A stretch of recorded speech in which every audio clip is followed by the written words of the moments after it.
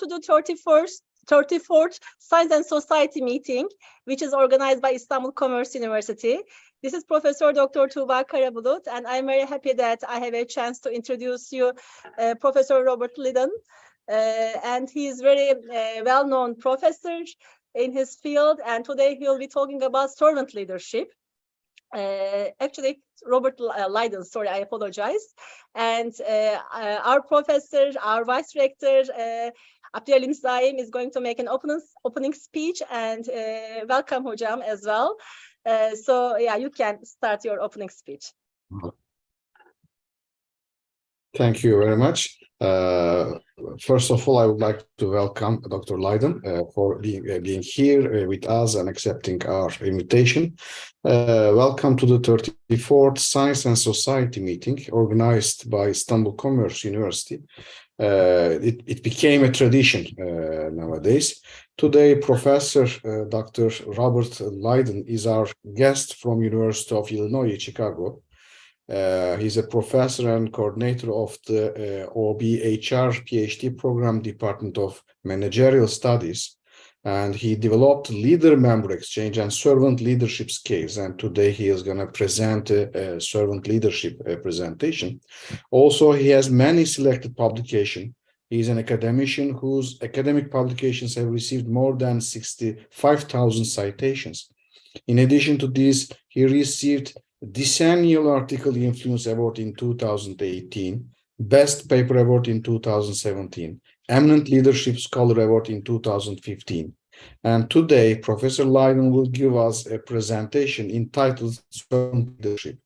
So we are welcoming Professor Liden'ı, and we are happy that he is our guest today. We would like to thank him for accepting our invitation. Hope to host him in person, of course, in Istanbul Commerce University in Istanbul, in our campus. And I hope this will be very beneficial for all audience. Thank you again, and enjoy Dr. Liden'ı's presentation. Thank you, Professor Zaim. And yeah, dear Professor Liden'ı, welcome again. So you can start your presentation. We are very happy to host you today. Okay, great. Well, thank you for that nice introduction. I'm really happy to have been able to accept your invitation.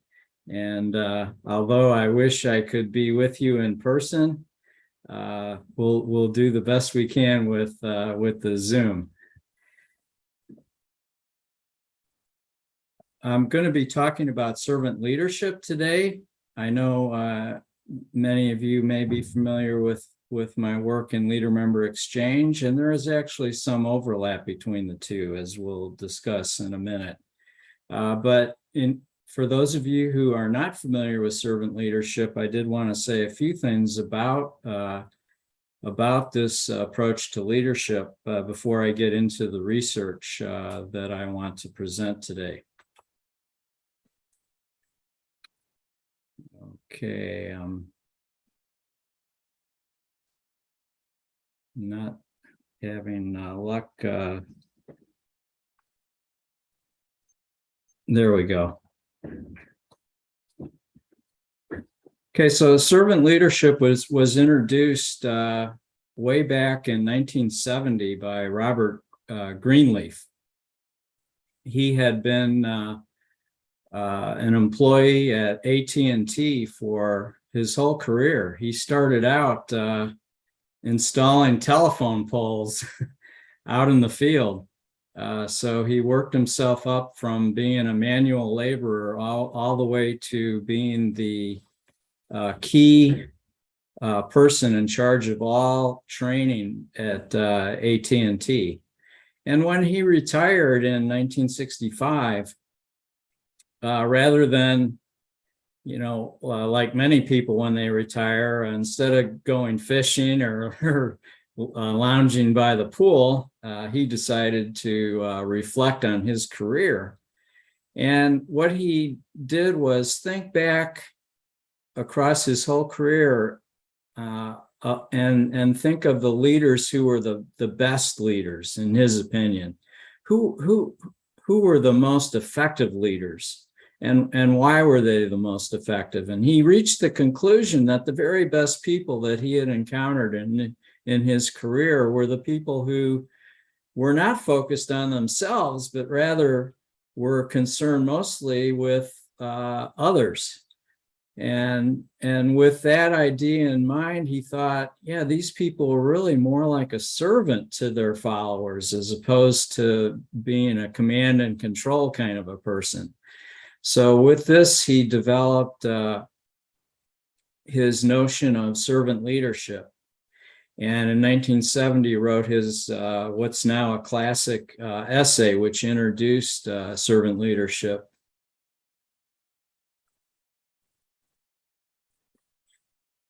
As we know, there are many approaches to leadership, though, and before my team decided to embark on research on servant leadership, we wanted to make sure first that servant leadership was theoretically different from other approaches to leadership. This is an important question, given that in an article we published in 2014, which was a review of leadership research that had been published in the top 10, what we consider to be the top 10 journals between 2000 and 2012. We uncovered 66 different leadership approaches. And as someone who also teaches research methods, I was kind of shocked, actually, that there were that many leadership approaches, because of course one of the hallmarks of good science is parsimony, and I think we'd all agree that 66 approaches is probably more than we really need to understand leadership. So we wanted to make sure that servant leadership was different than the other 65 approaches, and we noticed that there are two very unique features of servant leadership relative to all the other approaches to leadership. And in this slide, I have bold-faced those differences. The one that really characterizes servant leadership is that servant leaders prioritize the needs of their followers. Now, there are certainly other approaches that stress providing support to followers, but this is going beyond just providing support. It's saying that the leader should put the needs of the followers ahead of even his or her own needs. So this is a really unique feature of servant leadership. The other aspect of servant leadership that is unique relative to all other approaches is that Greenleaf stressed that to be a true servant leader, you needed to be a serving, helpful person in all realms of your life. In other words, you don't just help people at work and then go home and kick your dog and yell at your spouse. You know, that it's not supposed to work that way. You're supposed to be a serving person in all aspects of your life. And so Greenleaf stressed that a servant leader should be a serving, helpful person with his or her family, as well as the community in which he or she lives. So this is a really unique feature. And then the last two that I have in this slide, these are not completely unique to servant leadership, but there are very few approaches other than ethical leadership that do focus on how important it is to develop followers to also be serving people. In other words, mold them into servant leaders. And also this emphasis on personal integrity or ethics. So these theoretical differences encouraged us to continue pursuing the development of a research agenda on servant leadership. Now, there certainly has been criticism of servant leadership. Some people say, oh, it's just a Disneyland fantasy, that it's all just dreamland where we're holding people's hands and it's sunshine and lollipops, everything good. Elvison and Enola are especially critical, and not only critical of servant leadership, but actually all what they call moral leadership approaches. So they're also critical of ethical leadership and authentic leadership, as well as servant leadership. And they say that these in practice just aren't realistic. Mumford and Freed go further to say that they simply do not work in the real world. Both of these articles, in both of these articles, the authors question whether or not it's possible to focus on the needs of employees and still maintain a well-functioning, profitable organization. They say that followers are going to become complacent, they're going to feel entitled, they're not going to work as hard, leaders are going to lose control. So they talk about a lot of these negative aspects. They also question whether or not servant leadership is actually possible in difficult times. They say that, you might be able to do this when things are going really well, but if there's any kind of difficulty that the organization faces, servant leadership is not a good approach. Well, this criticism immediately sparked my attention. I've always had an interest in history, perhaps because my father was a history professor. But I immediately thought of the example of Sir Ernest Shackleton. I don't know if you've heard of Sir Ernest Shackleton or not, but he was an explorer who had been on 2 missions to the South Pole with Robert Scott. He was on teams that were trying to become the first to reach the South Pole. And as you know, Robert Scott never made it to the South Pole. So Shackleton decided that he would embark on his own mission to make it to the South Pole. So he secured funding. You can see his ship on the left. He was putting together his crew when Roald Amundsen from Norway beat him to the South Pole. So then Shackleton changed his goal to completely circumnavigate the entire continent of Antarctica. And he put together this crew. They met in Buenos Aires. I don't know if you can see can you see my cursor there? They met here. They had a lot of time to get to know each other. From here, they went to South George Island for final preparations and then sailed to what was to be their starting point. During all this time, he got to know all 28 members of the crew.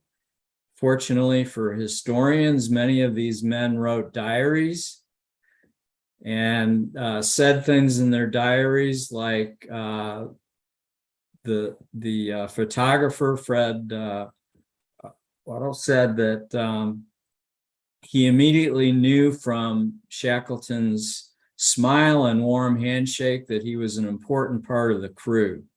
So the members were saying in their diaries that they really admired Shackleton, that he did things like try to reduce status differences. So in this journey to their starting point, he did things like have all the men, including the officers, scrub the deck, for example. This was very unusual back in 1914 when they were about to embark on this mission. At any rate, given our time, I won't go into more detail about this expedition, except that it was an especially cold summer. And as you can see on the left, their boat was trapped in ice. So when they got close to the starting point, their boat was frozen in ice. And Shackleton immediately realized that they were in a very serious predicament. They were over 1,500 kilometers from the nearest people on South George Island.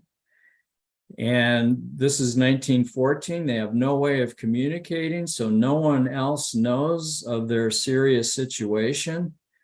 The weather conditions are incredibly harsh, even colder than Chicago. The temperatures get well below negative 40 Celsius. The wind speeds are very high. Plus, 2 months of the year, it's completely dark. There's no sunlight.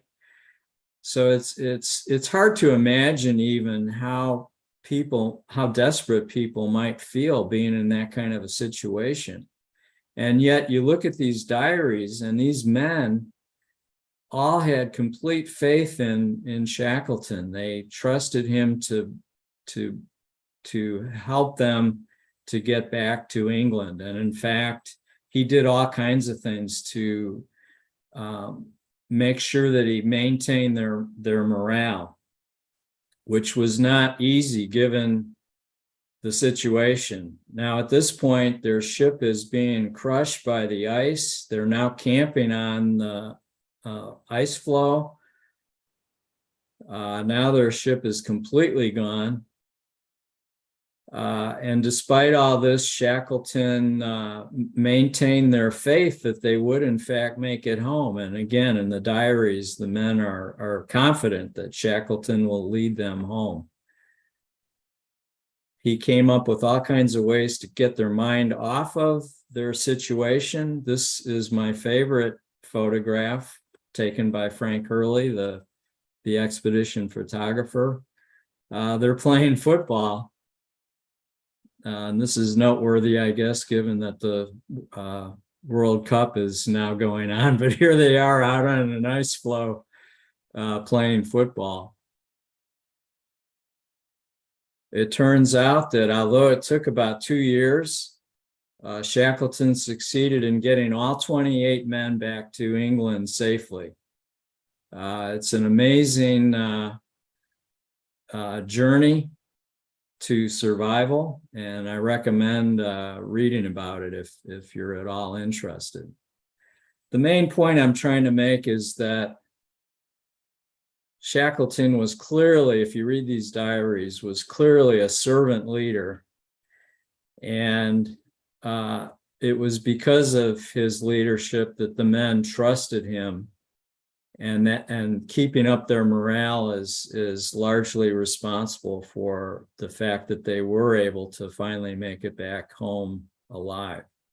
So I completely disagree with the criticism that servant leadership cannot be useful in difficult times. I mean, what could be more difficult than a life and death struggle?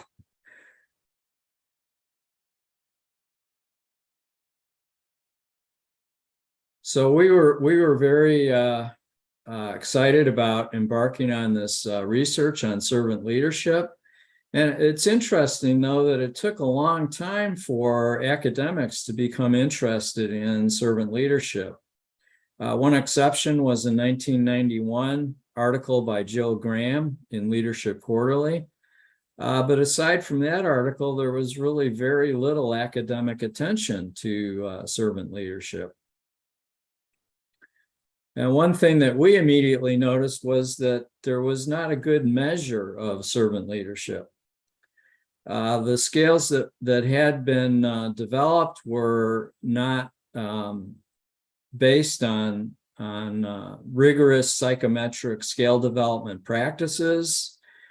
And many of the items didn't really pertain to an organizational setting. So that's why we developed a scale. We published that in 2008.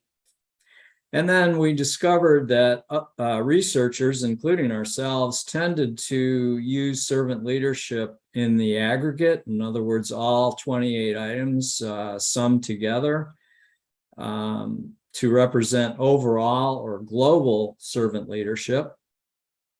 And because most researchers were using it in that way and not looking at the dimensions separately, we decided to develop a more efficient short version. So in 2015, we published the 7-item short version, which contains 1 item for each dimension.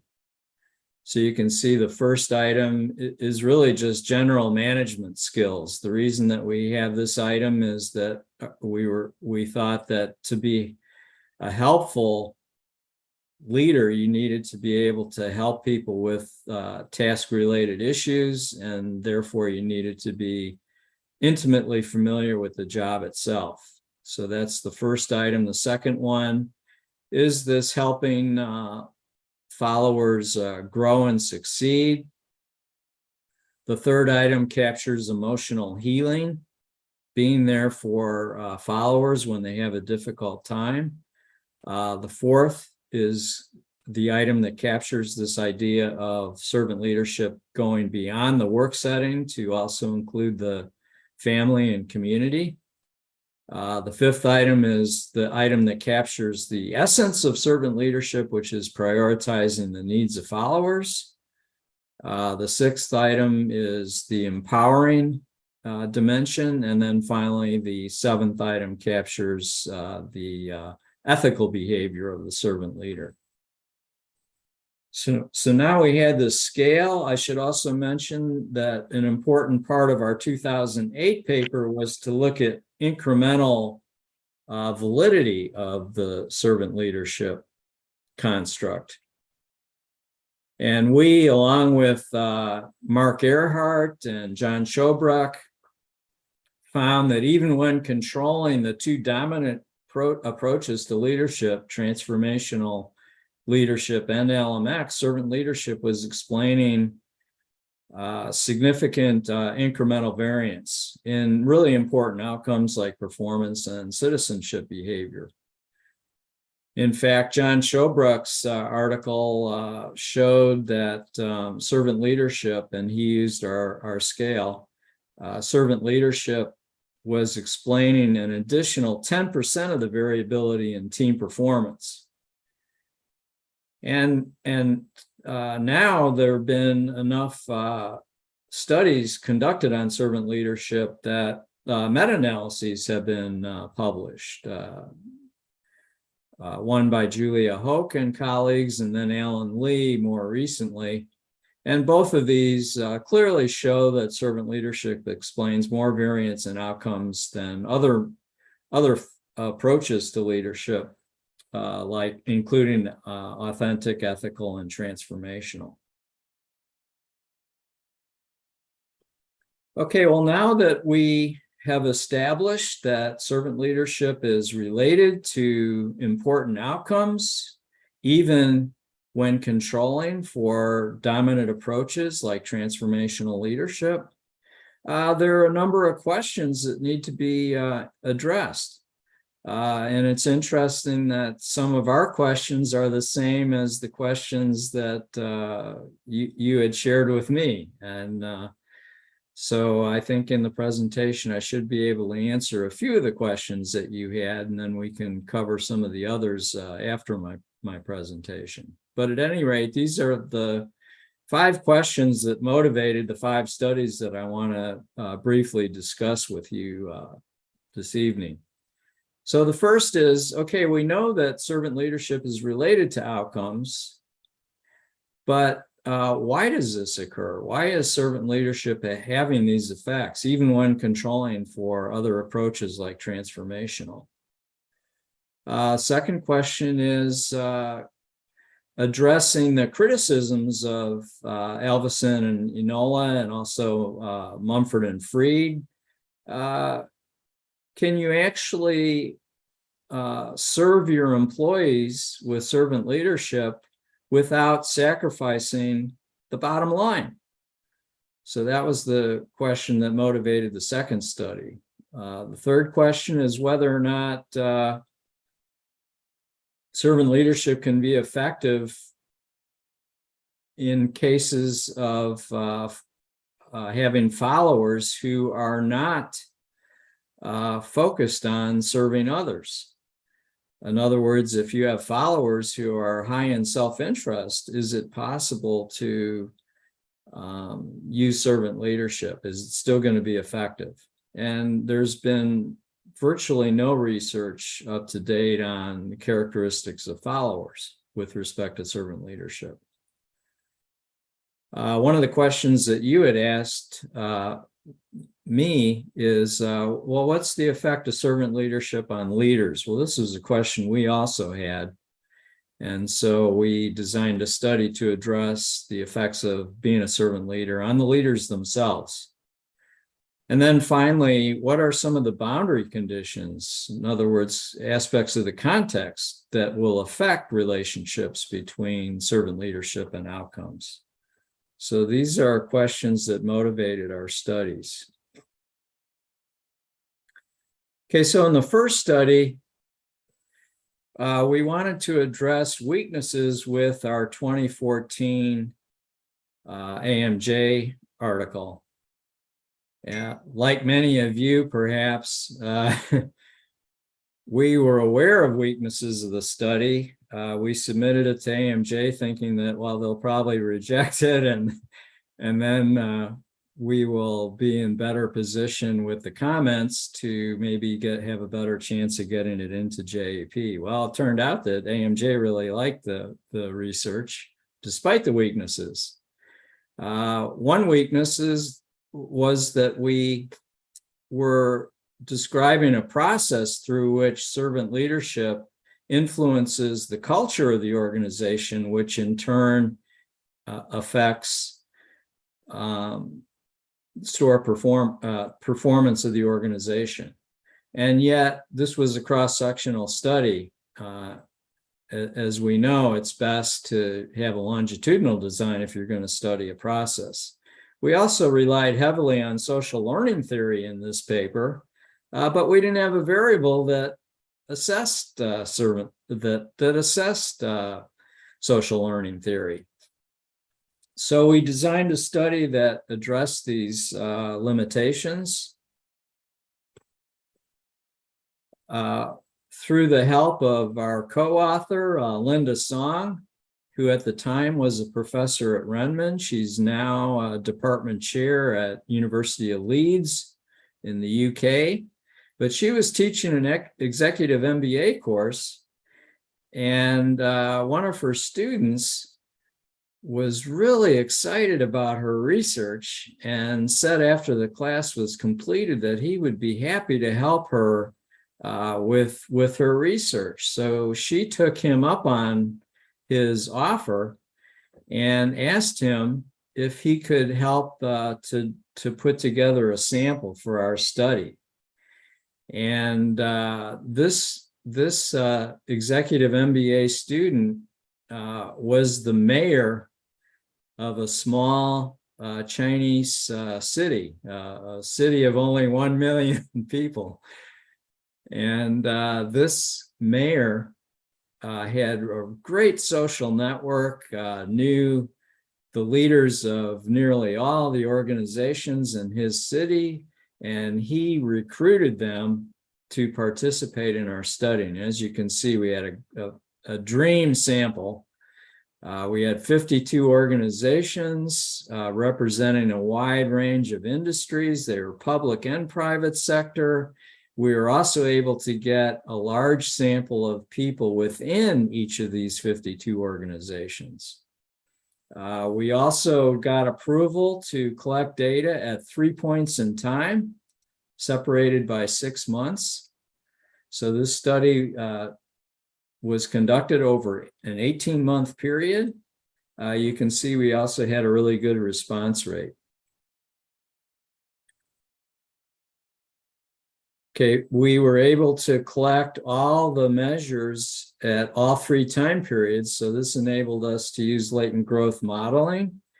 And as you can see from this figure, we found that changes in the CEO's servant leadership were related to changes in role modeling of the team leaders. So the more the servant leader engaged in servant leadership, the more the team leaders modeled this behavior. And when they modeled this behavior, their followers rated them as being higher in servant leadership. And the more they were engaged in servant leadership, the more creative the team members were. And again, this is a study that examined this process over time. And we also were able to capture social learning theory by having a measure of role modeling, which is one of the key aspects that Bandura discusses in terms of the social learning theory.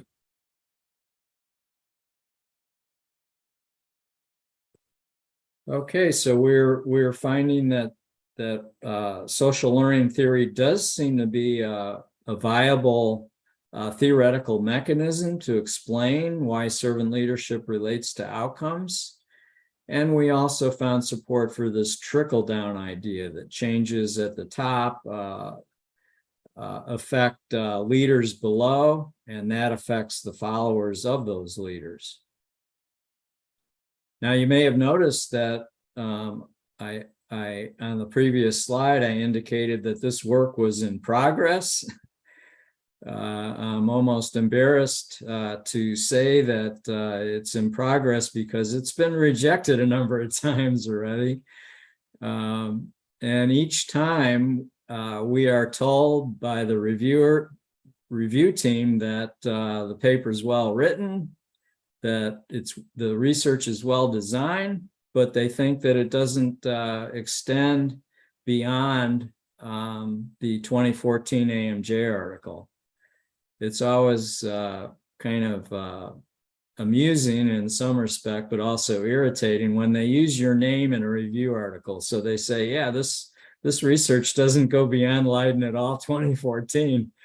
And I'm thinking, well, I am Leiden, and I think it does go beyond. But at any rate, we're still trying to determine how we can best position this so that it can be published in a journal. The second study is one where we wanted to directly address the criticism, especially of Mumford and Freed, to a lesser extent, the criticism of Alvison and Enola, by taking a look at the relationship between servant leadership and profitability of the organization. We studied this in the Paris, France metro area in a company that was providing retail building products. Their customers were either small contractors or homeowners who would come in to buy things that they needed to remodel their houses, for example.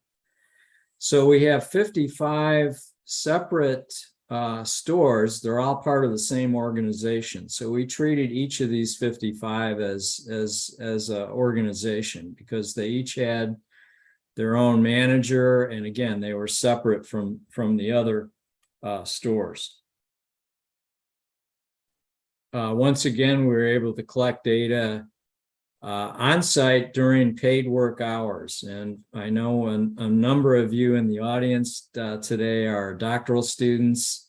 I know it's really convenient to use online platforms like mTurk or Prolific to collect your data, but I can't stress enough how much better it is to collect your own data if it's at all possible for you to use your contacts. And I know Baron, my former student, Baron Erdogan, has had a lot of success getting field sites in Istanbul and other places in Turkey. So I know it's possible, but you get much better data when you're there in person. You make a personal appeal for why it's important that they participate in your research. They're being paid, so they don't feel rushed to complete the survey. You get high response rates and higher quality data, and we're able to do that in the first study that I discussed, as well as in this study. I want you to focus on the upper part of this diagram. These are the aggregated effects for the stores. And what we found was that the more the unit manager engaged in servant leadership, the higher the aggregate level of employee flourishing. Okay, and we used a measure from the University of Michigan Positive Organizational Behavior Research Agenda, and found that employees reported flourishing more the more the leader engaged in servant leadership.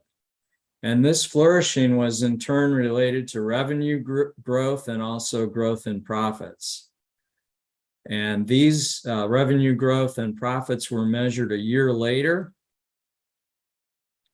And these are objective data. So I think this set of findings clearly indicates that Mumford and Freed may be wrong, at least in some cases, because we found servant leadership to be a win-win approach. Employees were thriving, but it wasn't hurting the financial performance of the organization. Okay, so this idea that you have to sacrifice profits to treat your employees well was dismissed by our findings.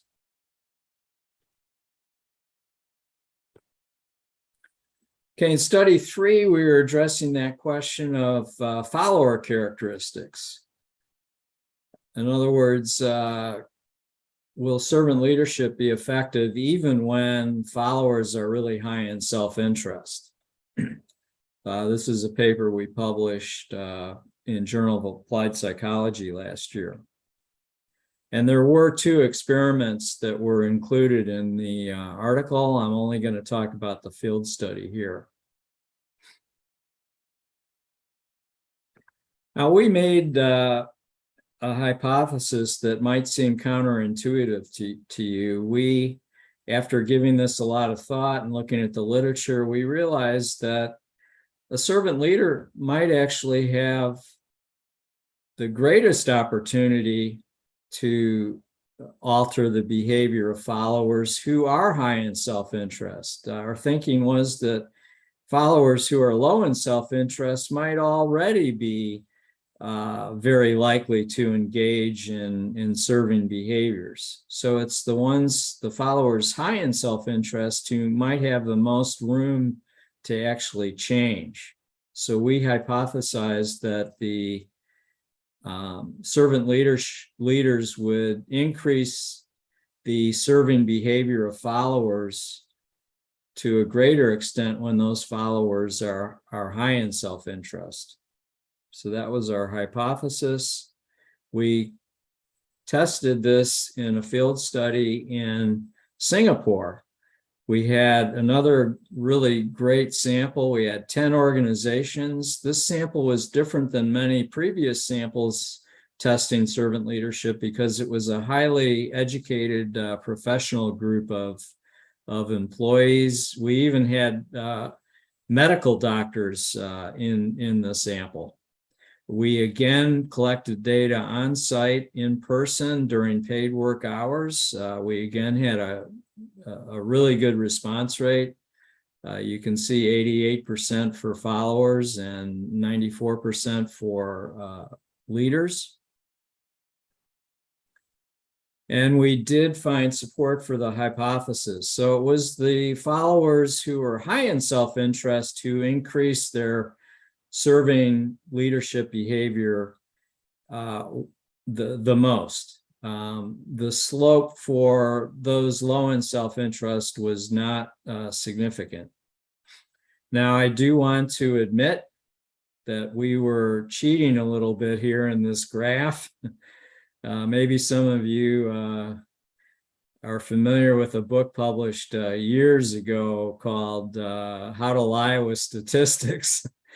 You can see that even though our scale ranges from 1 to 7, we plotted this on a scale from 5 to 6. to better illustrate the effect. It is a significant interaction. This is a significant slope, but I did want to be honest in the way I presented the findings.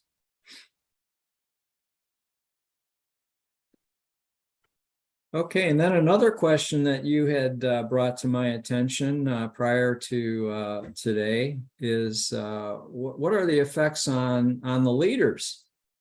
This is a question that we had, especially given my background in conducting research on LMX.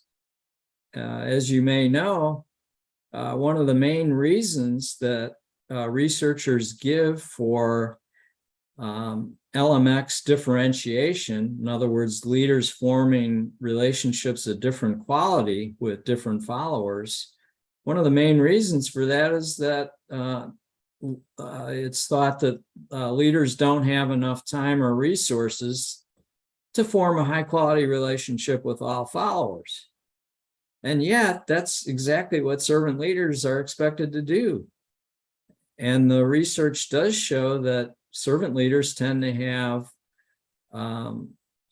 more high quality relationships than non-servant leaders. In other words, LMX and servant leadership are highly correlated. Well, if the LMX research is suggesting that leaders don't have the time and resources, what is the impact of this on the leaders themselves? So we addressed this in the fourth organization, or in the fourth study, rather. Okay, these were data that we collected in China. We collected data at 5 points in time. You can see we have a large sample of followers. This was in a large manufacturing organization. Our key hypothesis was that leaders might feel strained psychologically. They might also report a reduction in their need satisfaction by practicing servant leadership, unless they're being supported from above. And we operationalized this support from above with a construct you may be familiar with, leader-leader exchange. In other words, what's the leader's relationship quality with his or her leader? So we hypothesized that if they were getting this support from above, they would be able to better handle the demands of being a servant leader.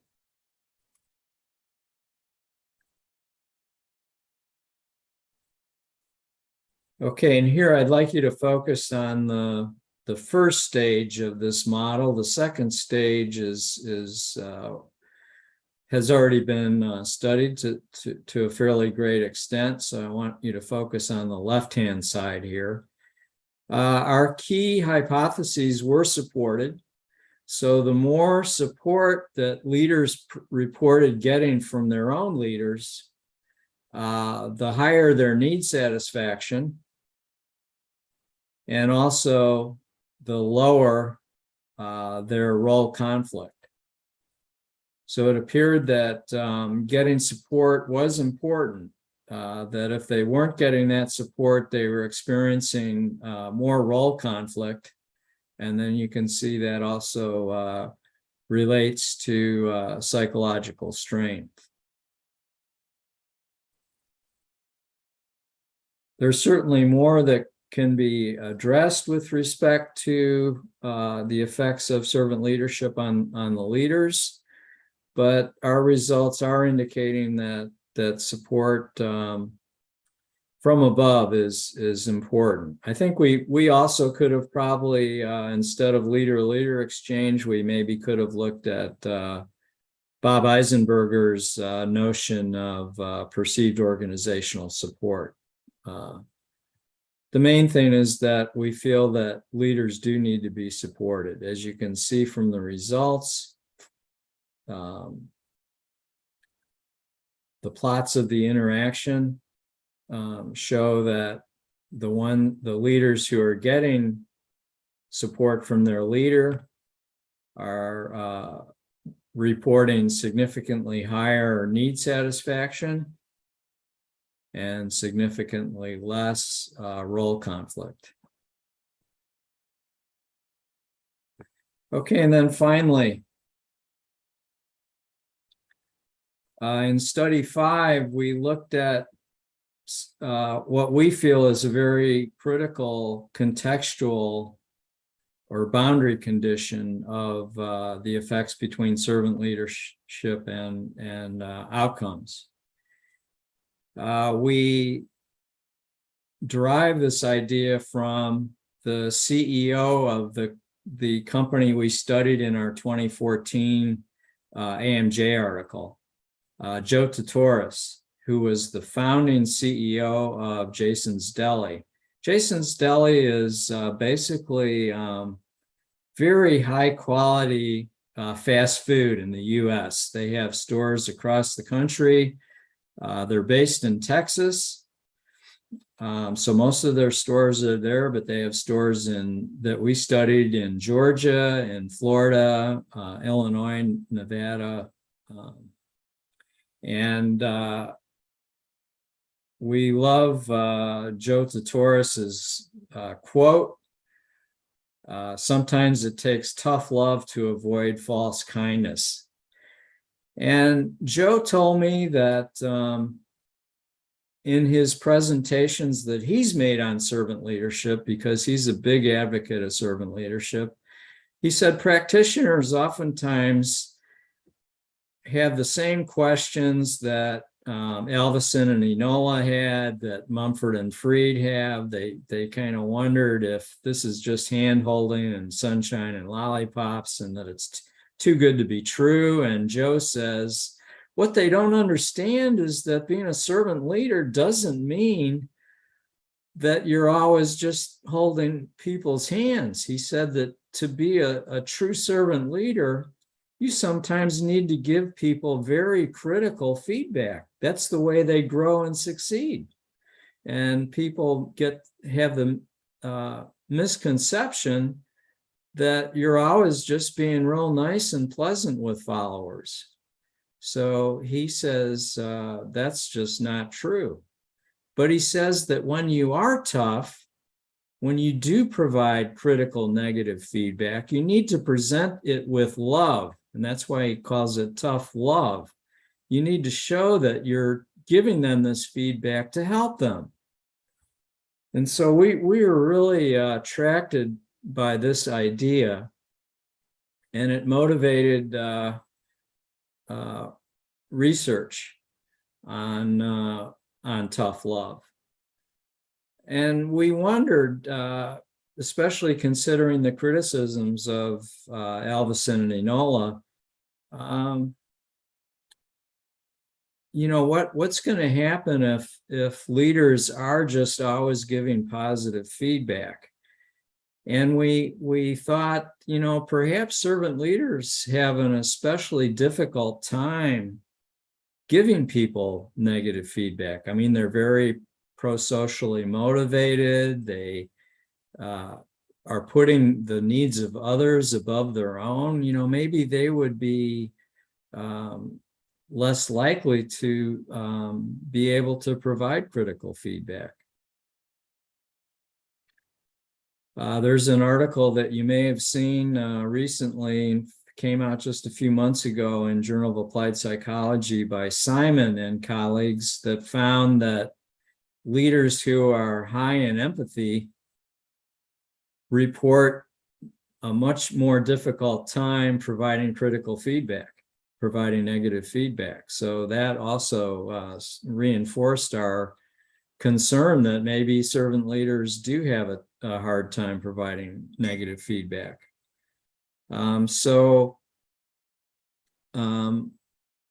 We thought that this is something that definitely needs to be addressed in research. Even though we thought servant leaders might find it difficult to provide critical feedback, At the same time, we thought there are probably servant leaders like Joe Tatoris who realize that in order to really help people, they have to provide negative feedback. So we expected quite a bit of variance in the extent to which leaders could actually provide this, this criticism. So again, this is a type of criticism that's presented in a supportive and compassionate way. So it's really tough. It's clearly showing the follower what the problem is, but again, it's presented with love, so they understand that it's being that the intention is good, that it's being given with compassion. So our model is a very simple one. We basically wanted to look at many of the relations between servant leadership and key outcomes that have already been uncovered in past research to see what effect the moderating role of tough love would have on all of these relationships. We conducted the research in China, at least the field study. We have some experimental research that we've conducted as well. But in the field study, again, we had a really high response rate. We collected data at 3 points in time. We also controlled for both negative and positive feedback.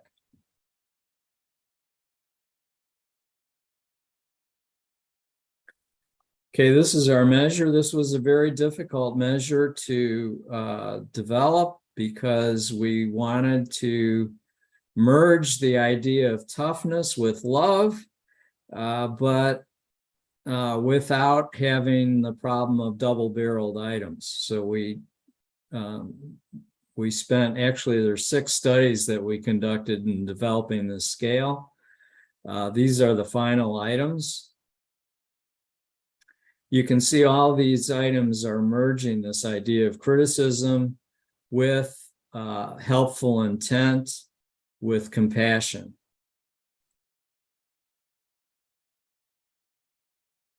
Okay, and we found that the scale does discriminate from positive and negative feedback. So respondents do in fact see this as being unique. There's also incremental variance for this measure. Okay, we found that surprisingly, actually, servant leadership was not related to psychological entitlement. Okay, so that counters the criticism of Mumford and Freed. But the moderated effects were also not significant. However, for all the other outcomes in the figure that I had just shown you, we found significant moderating effects. And these were really dramatic in that not only was the relationship between servant leadership and outcomes positive, significantly positive, in the presence of tough love, we found that for most outcomes, the relationship between servant leadership and outcomes was not even significant in cases of low tough love. So providing this tough critical feedback seemed to be critical in terms of producing these positive results between servant leadership and outcomes. Now, it's likely that in the previous research, and again, they're very consistent findings showing that servant leadership relates to these outcomes. The previous studies, of course, did not consider or measure tough love. When you merge leaders together, regardless of the type of feedback they produce, the effects for servant leadership are still strong enough to produce these significant relationships with outcomes. But we kind of wonder, based on our results, if in previous research, if they had in fact measured tough love, maybe they would have found similar moderating effects. And I'm just going to show you a couple of these graphs. Here you can see for less tough love, and that's actually not a significant slope. The slope is significant for those getting more tough love. Okay, they're engaging significantly more in OCBs when they are getting the tough love. They also increase in their pro-social motivation. What's especially interesting here is in cases where there's a low level of servant leadership, if people are getting tough love, it appears that the followers are not interpreting that with good intention. In other words, they think that the leader's just being hard on them. Whereas when there's a high level of servant leadership, then they respond much better to the servant leadership, and they are much more likely to be motivated pro-socially. We found similar effects for all the outcomes that I had shown you previously. Right here. Okay, so we found moderating effects were significant for all these variables except for entitlement.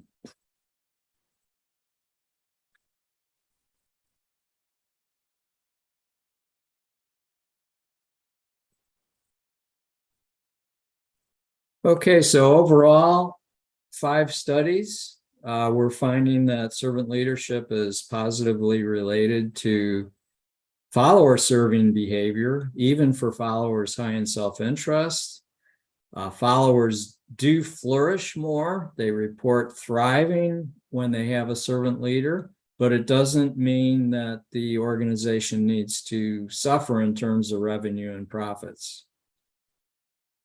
Servant leadership is negatively related to turnover intentions. And then, as we just discussed, the servant leadership to outcomes relations are stronger the more the leaders provide feedback in the form of tough love. And for the leaders themselves, again, this is a difficult form of leadership to enact.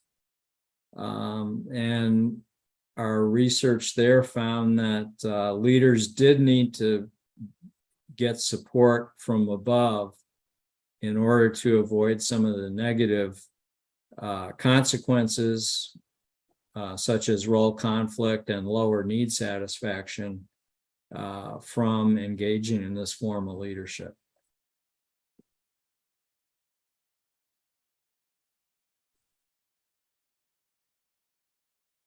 I know that many of you may teach leadership either as part of your OB class, or maybe you're teaching a whole course on leadership. It's really important, if you're going to talk about servant leadership, make sure that the students know that this is not easy. It's much easier to be a command and control leader. Just yell at people and tell them what to do. That's a lot easier than, like Shackleton spending all this time to get to know every single one. He had 28 followers. He knew all of them very well. It's clear from the diaries that he established quality relationships with all of them. This is not easy. This takes a lot of dedication and time. It takes a lot of practice to be a servant leader. I stress this to my students. I don't know if you've had the same observation, but what has always intrigued me is how it's somehow expected that managers can go through some training, maybe a day-long seminar or even a week training session.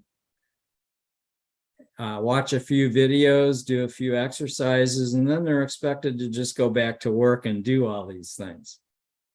And yet, even though that's expected, people would think that it's silly to think that a professional football player like those playing in the World Cup, could they just do a few exercises and watch some video and then be a great soccer or football player? Of course, we laugh at that. Of course, they have to practice a lot. A classical pianist, a ballerina. I mean, we all recognize that, of course, they have to practice and practice and practice to get good at that. So why is it that something as difficult as being a good leader, it's assumed that, you know, it's so easy and that you can just go to a few training sessions and then be able to do it? It's not that way. I stress this to my students. You have to keep practicing. I remember one time in particular, several years ago, when my two daughters were both young, and I had been lecturing on servant leadership that day in my class, and I came home and they were engaged in some totally unacceptable behavior, and I yelled at them. And then I caught myself and I thought, what was I just saying in class today? I was just saying how yelling in anger does not accomplish anything, and that to be a servant leader, what you should do is stop and ask the people. In my case, I should have asked my daughters, you know, why were you doing this? You know, what motivated you to do this? And to understand where they're coming from. And maybe from that, we could have a discussion about the behavior and make some improvements. The bottom line here is that this is not easy. It's something you have to keep working on and working on. It's something that will take, it's a lifetime kind of practice that's needed. You need to keep working on this to be a servant leader. But if you're able to do this, there are all kinds of benefits. I mean, when you're out of town, your followers are going to be doing exactly what you want them to do because they want to do that. If you're a command and control person yelling and screaming all the time, when you're gone, they're probably going to do the opposite of what you want. So the benefits and the results certainly show the benefits very clearly. The benefits are there for other employees, for customers. That in turn benefits the whole organization.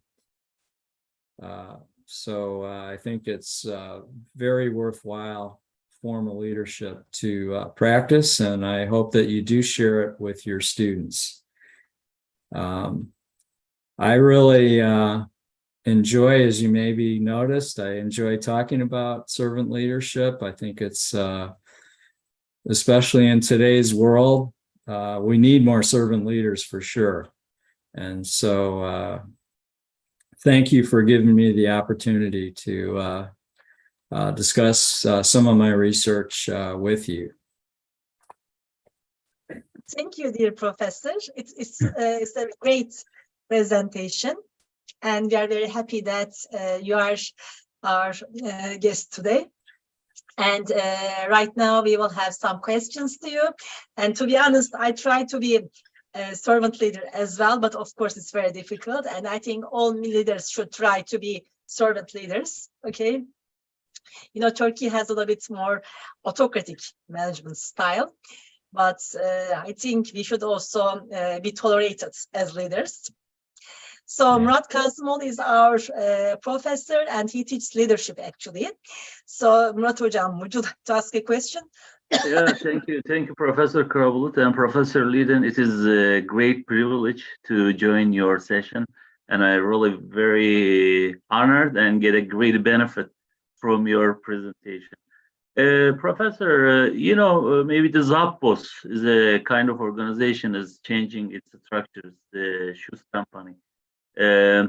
So they use the holacratic approach to create a different organizational culture. I should like to learn, you know, how the organizational, the cultural structure or form will reinforce to create a servant leadership attitude to make the employees much more effective. Do you have any opinion about such a kind of structure? And I'll be very appreciative about it. Okay, yeah, well, you address a really important question. If you look at organizations that we studied, for example, the Jason's Deli, Joe Tatoris was the founding CEO, and he was passionate about servant leadership. Same thing with Southwest Airlines. Herb Kelleher was very interested, and he didn't use the term servant leadership, but that's the type of leader he was. So the success stories with servant leadership tend to be organizations where the founder was passionate about that type of leadership. So your question is really an important one. What if you have a command and control kind of an organization with an autocratic culture? Can you actually transform that into one that's a serving culture? And that's a huge transformation. We did do some research back in the 1990s on empowerment. And in one case, we studied an organization that had used a command and control culture. They wanted to have an empowering culture, which overlaps quite a bit with servant leadership, really. They were successful in changing their culture, but it took almost 5 years to pull that off. You may be familiar with Rosabeth Moss Cantor's work. She had published an article years ago where she said that major organizational change takes 2 to 5 years, and you have to be patient. And so organizations that have tried things like empowerment or servant leadership oftentimes give up after a few months or even a year, and they say, well, this doesn't work. But if you listen to Rosabeth Moss Cantor, you know that you just have to be patient. It's going to take longer. This is a huge change. So I would like to see research that explores your question. Is it really possible to make that kind of a major transformation? I personally think that it is, but I think it's only going to happen if the participants are very patient and keep working at it. Thank you. Thank you, Professor. Thank you. So we have PhD students, as I told you, and they are very happy basically to meet with you. And yesterday and the day before, I asked them who would like to ask a question, and I had many volunteers basically. So Esra, would you like to ask a question? Hi. I'm trying to open my video, sorry for that. Thank you for your joining us. It's very nice to meet with you in a live session. Thanks a lot. It was very interesting session. So my question is about the relationship, in fact. So how we can explain the relationship between political skills of a leader and servant leadership in our organization, how we can relate with them? Oh, okay. Yeah, that's a good question. As far as I know, that hasn't been addressed, but there has been research, especially recently, on follower perceptions of the intention of the leader. In other words, why is the leader being this kind of a person? So I think if a servant leader were politically skilled, it might help to create the correct perception among the followers. And it also would probably be helpful in terms of getting resources and support that could then be given to the followers. If the leader is higher in political skill. Now, there's some interesting complexities here. As you may recall, one of the dimensions of servant leadership is ethical behavior. One thing that my colleagues and I are interested in looking at is whether or not servant leaders might find themselves in a difficult situation where they have to balance prioritizing the needs of followers with being ethical. What we're interested in is might there be some situations where a leader realizes that to really help the followers, they have to do something that's maybe a little bit questionable ethically. Sure. And of course, in bureaucratic organizations, oftentimes we do have to bend the rules a little bit, right? to accomplish things. So I think that's a really interesting area of research that we could explore. Okay, thank you. Thanks a lot. Sure. Thank you. By the way, if you feel that I haven't answered what you were asking, just please feel free to follow up. And Thank you. Thank you. Sure. Okay. Definitely. Thank you. Doğan, would you like to ask a question? Yeah, I want. Professor, thank you very much for your valuable presentation. It was very useful for me. My question is, what are the effects of servant leadership behavior on employees and managers? Could you give an example? Thank you so much again. Okay, well, I think the results so far show mainly positive effects.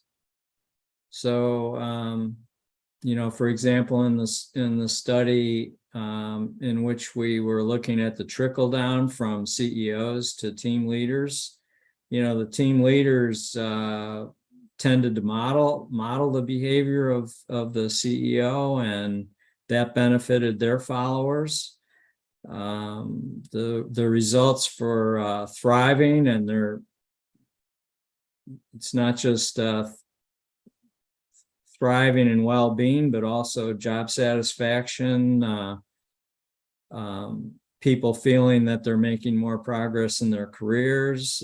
They tend to be more committed to the organization. So there are all kinds of positive benefits to managers and to followers for servant leadership behavior. The meta-analysis by Alan Lee and his colleagues looks at quite a few outcomes. So I think that would be a good source to see across many studies what servant leadership is related to. Thank you so much again. Thank you, Doğan. Thank you, Professor Liden. Selma, would you like to ask a question? Yes, Professor. First of all, thank you very much for your precious presentations, and many thanks for Istanbul Ticaret University for these beneficial meetings. My question is servant leadership behavior always desired by employees? Okay, well, that's a really good question. Thank you, sir. And in fact, I didn't talk about this in my presentation, but the research we did in Singapore, as you may know, is even more autocratic than Turkey. It's a very centralized, top-down governmental structure.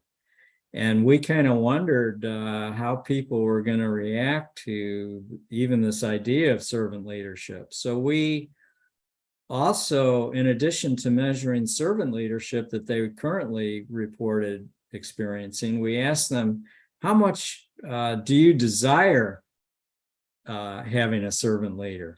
So we changed the items a little bit so that they were all asking, how much would you like a leader who prioritizes your needs over theirs? Or how much would you like a leader who is providing emotional support? And so what we found was that although the mean level of servant leadership that they were getting was significantly lower than in other countries where we've done research on servant leadership, the desire for servant leadership was the same. This was interesting when I went back to Singapore to report the results to the heads of each of these 10 organizations. I could tell they looked sort of shocked when I showed them the desire for servant leadership being so high among their employees. I think they thought, what kind of ideas have you put into their heads? Because I think when they read the questions, they were thinking, oh, this is great. I would like a leader like this. It, almost as though they had never even thought of this as a possibility. So I think in general, people do have a high level of desire for servant leadership.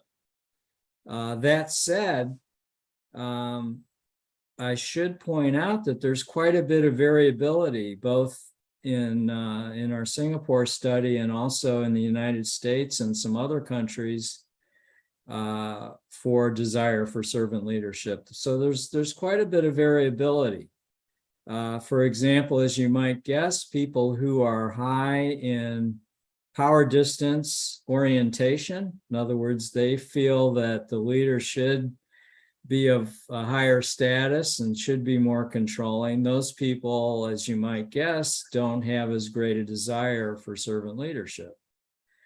I also, and this is just anecdotal, but in one study in the US where we studied servant leadership, in the discussions with employees after I presented the results, a couple of employees said, I don't like this idea of emotional healing. I like to separate work and home. And I think that a leader should not know about my personal problems at home. And that made sense. And I think what it means is that, like Shackleton, you need to get to know every one of your employees really well. And if you know them well, like in the case of these two individuals, you would know that you shouldn't be intervening in their personal lives, whereas another one of your followers might really need that and want that. So it's important for a servant leader to know how much each follower wants that type of leadership attention, and you need to adjust accordingly. And that's again why it's so difficult to be a servant leader, but worth it in the long run. Thank you. And Ovais, would you like to ask a question? Professor, and thank you for this wonderful webinar. And I really learned too many things. Thanks a lot, Professor. I have one question that, what do you think, Professor, that could you explain the relationship between servant leadership and organization performance? Can you give any example while discuss the relationship between the servant leadership and organization performance? Thank you. Okay. I actually think one of the best ways I can explain this is to share with you a lunch meeting that I had with the president of Southwest Airlines, Colleen Barrett. She at lunch said to me something that you oftentimes don't hear from a CEO or a president. She said to me, I don't really care what our stock price is today, this week, this month, or even this year. What I care about is how well we're treating our employees. And if we treat our employees well, they're going to trust us, and they're going to want to do the best job they can, and the customers will understand that immediately. They will like flying with Southwest Airlines. They will have a good experience, and based on that customer satisfaction, our profits will increase, and so will the stock price. So we don't have to directly worry about the stock price. We just have to worry about being the best we can with our employees. So I thought that was very profound. And I think that's why we found, for example, in the Paris, France study, why we found servant leadership to be related to store profits and revenue. There's another study by Suzanne Peterson and her colleagues published in Personnel Psychology a few years ago, where she found a relationship between servant leadership and return on assets, which of course is related to profits and revenue. And she interestingly found that it was because servant leaders are low in narcissism, that they are trusted by their employees, and that's what makes the employees do a better job, and in turn, their return on assets are better.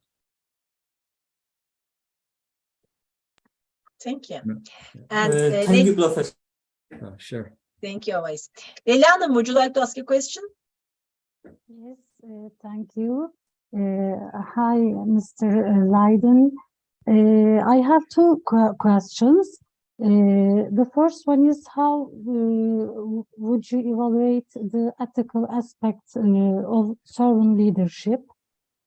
And the second one is, if servant leadership defines briefly a collaboration between the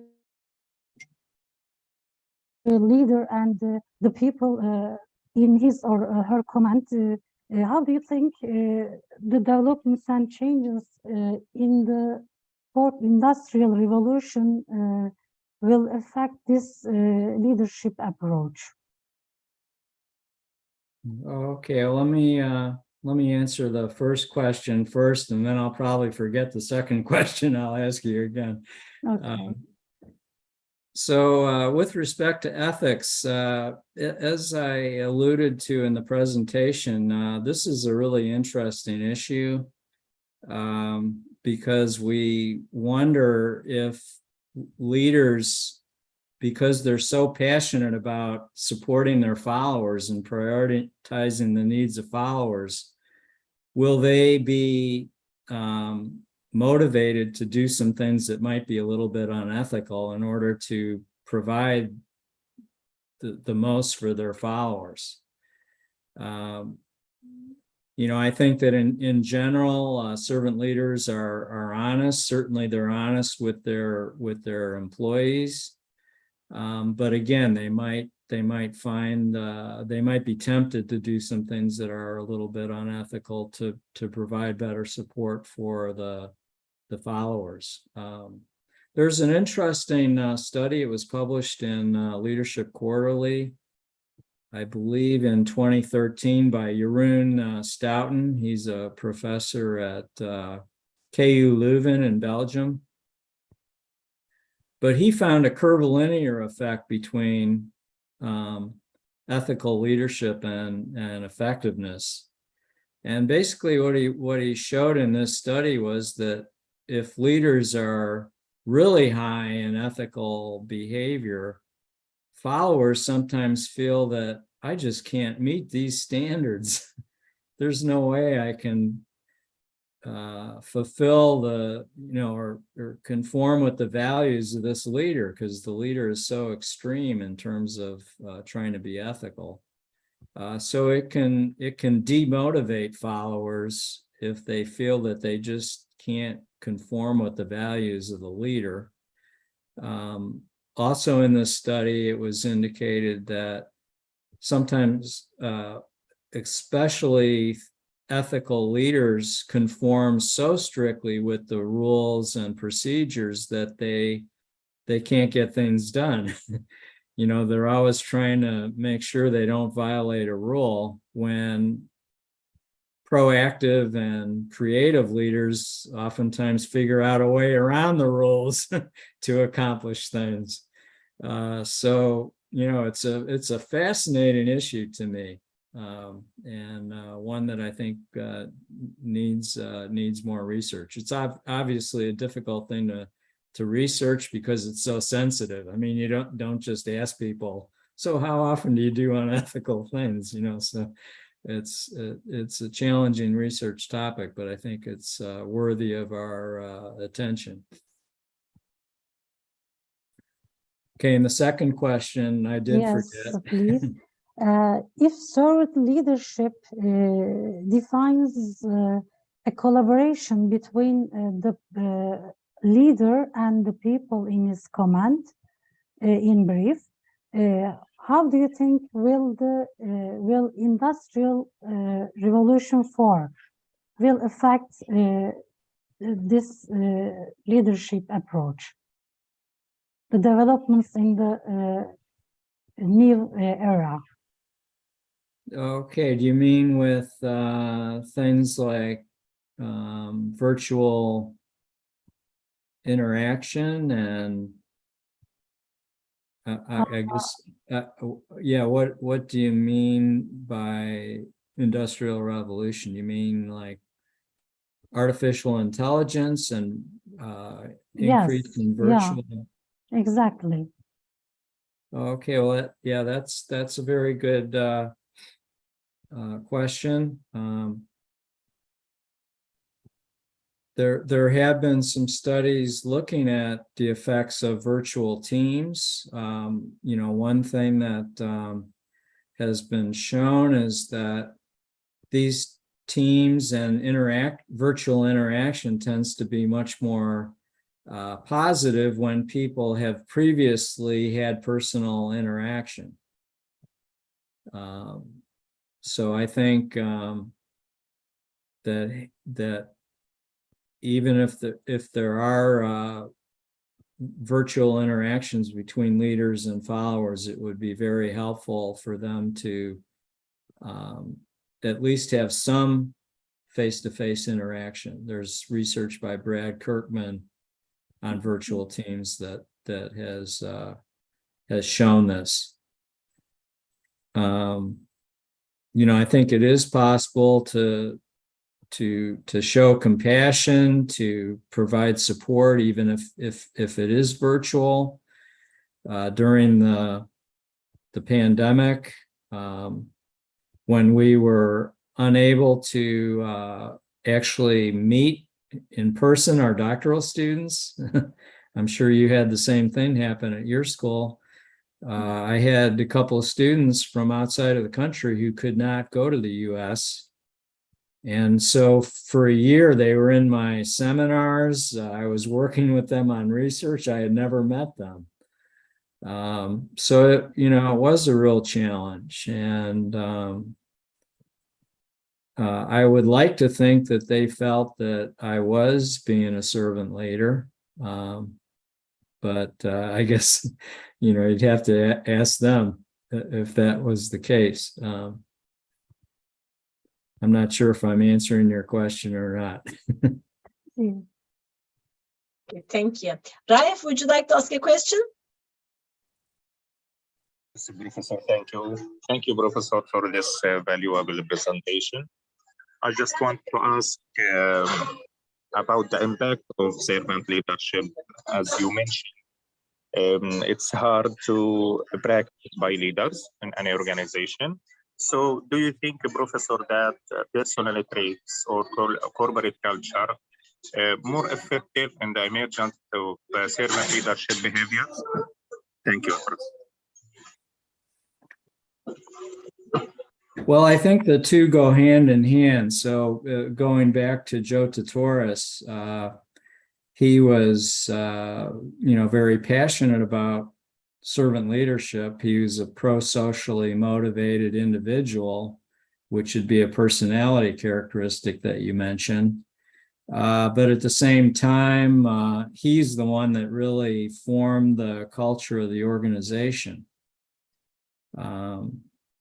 In fact, we were somewhat worried that he was such an effective CEO that there might not be enough variance in servant leadership for our study to be useful.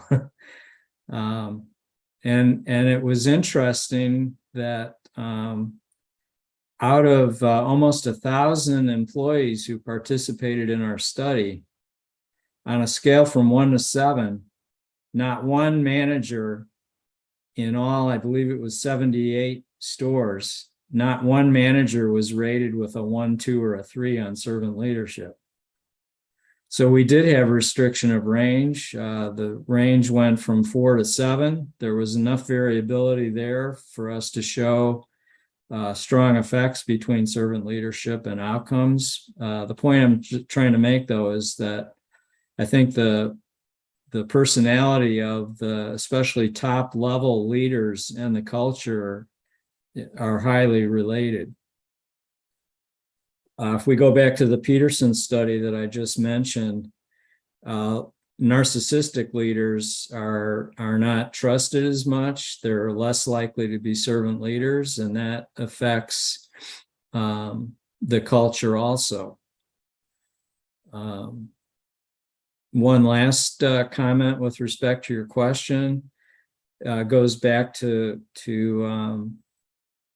my interest in understanding whether or not, and if so, how a command and control autocratic organization could be transformed into one that's has a very different serving culture. That would require a lot of patience among the people in the organization for that to actually take place. I'm not sure if I've addressed your question or not. I think the personality of leaders and the culture are important with respect to how successful servant leadership can be. But I do think that the personality of leaders and the culture go hand in hand. Okay, thank you very much. Ufuk, would you like to ask a question? Hello, yes. Hello, Professor. First of all, thank you for your presentation. I am a doctoral student at Istanbul Commerce University. At the same time, I work in a textile company as a supply director. We can say that I am a leader too. That's why I would like to ask you this question. Your answer is very important for me. What are your suggestions for leaders? The number one suggestion is to be patient. You know, I think, are you a parent? It's very similar. Being a good parent and being a good manager, especially being a good servant leader. And I'm sure you've had situations with your children that were very difficult. And the same thing happens with employees. And you just have to realize that as humans, and you can go back to Darwin for this, we tend to be focused on self-preservation and self-interest, and being a servant leader is the opposite. You know, where you have to convince yourself that the best thing for you personally is to be supportive and prioritize the needs of others. I'm sure you prioritize the needs of your children, and you kind of have to do the same thing with the followers. But at the same time, as our results on Tough Love show, this doesn't mean that you only give positive feedback.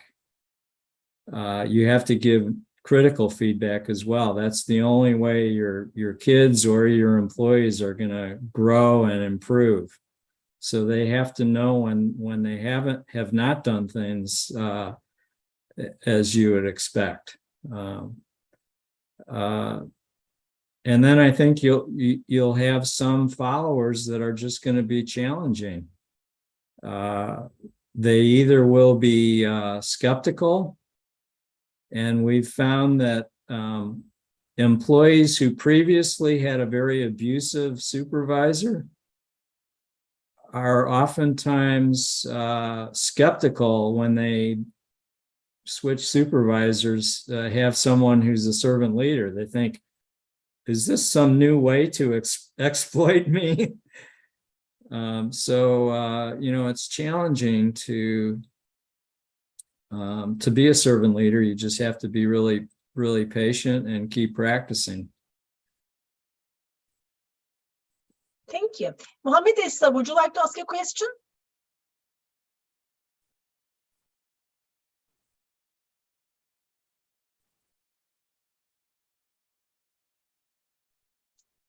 Sergey, would you like to ask a question?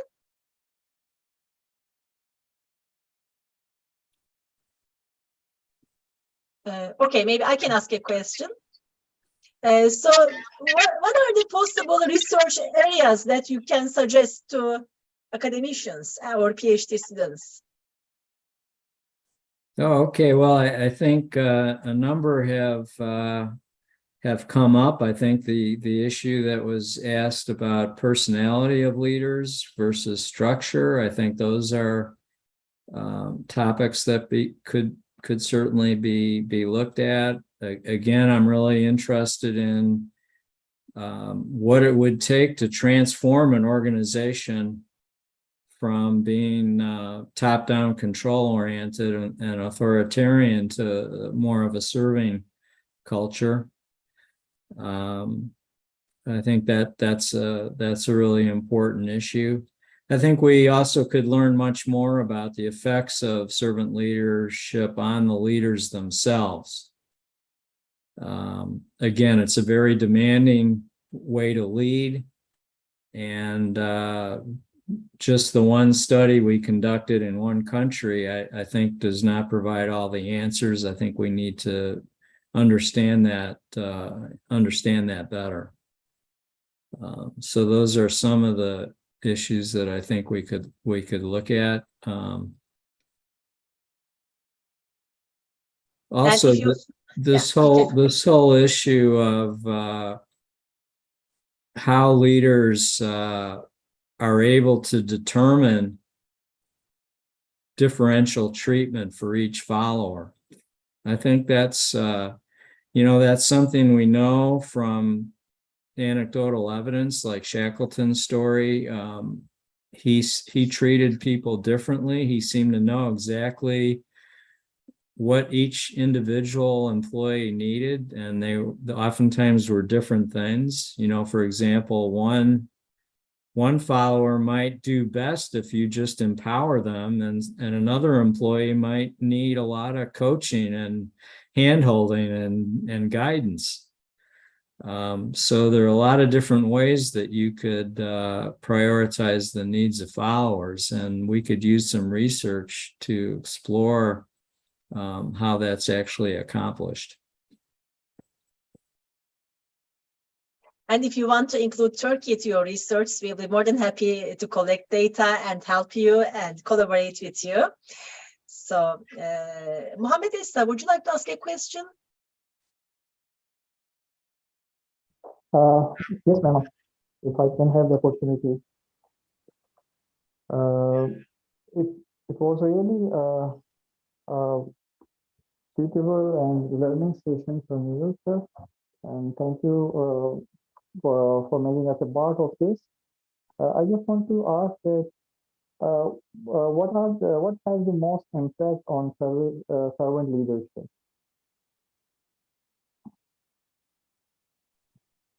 Could you repeat maybe one more time? Yeah. I just want to ask what has the biggest impact on servant leadership or on servant leader?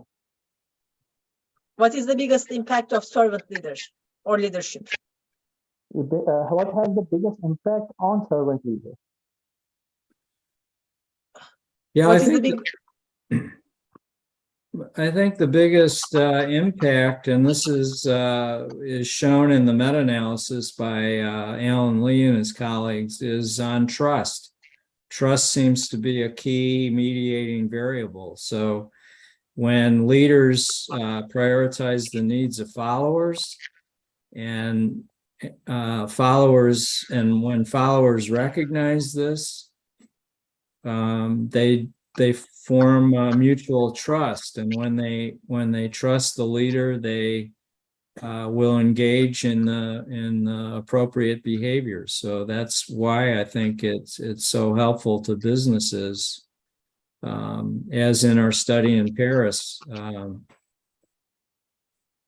That showed how the servant leadership was affecting the profits through employee thriving. Thank you, sir. Thank you. Do you have other suggestions for academic leaders like rectors, deans, department heads?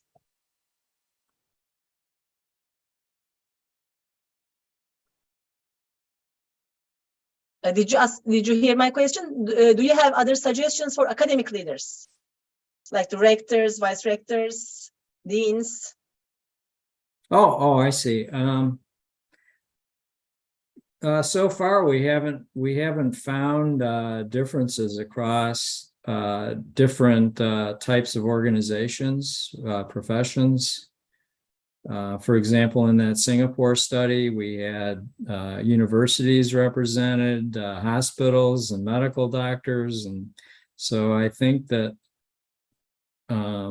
servant leadership seems to generalize in terms of its benefits across areas. So